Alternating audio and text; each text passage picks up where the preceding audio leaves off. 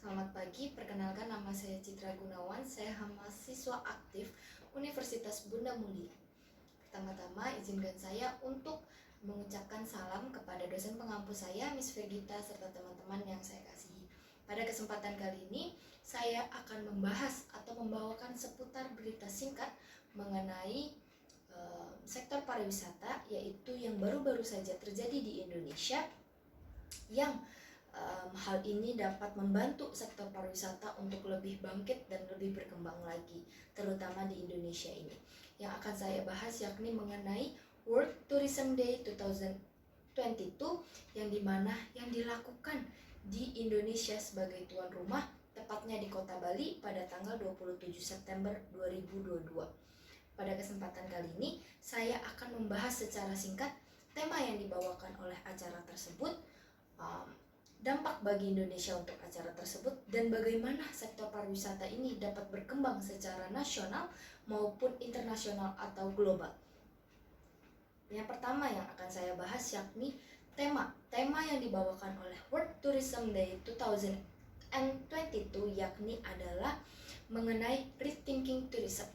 Rethinking tourism ini merupakan hal yang bagus bagi Indonesia ataupun sektor-sektor pariwisata lainnya, yang dimana hal ini untuk mengulang kembali ataupun membuat rencana baru, yang dimana secara infrastruktur, pendidikan, pekerjaan, dan hal lainnya yang bisa dilakukan oleh tourism ini.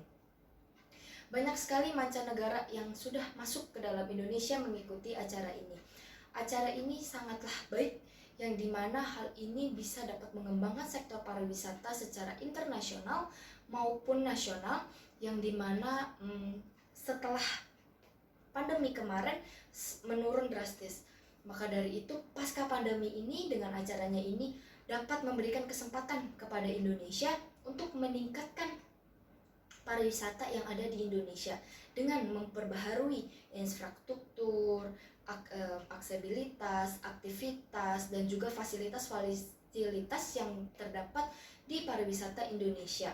Maka dari itu, bangunan-bangunan di Indonesia dapat kita kolaborasikan dengan berbagai macam negara yang datang, dan rethinking tourism itu merupakan hal yang sangat bagus, di mana kita dapat memulai kembali bangunan-bangunan yang baru, memperbarui bangunan-bangunan yang baru, budaya-budaya baru, memperbanyak turism yang ada di Indonesia juga.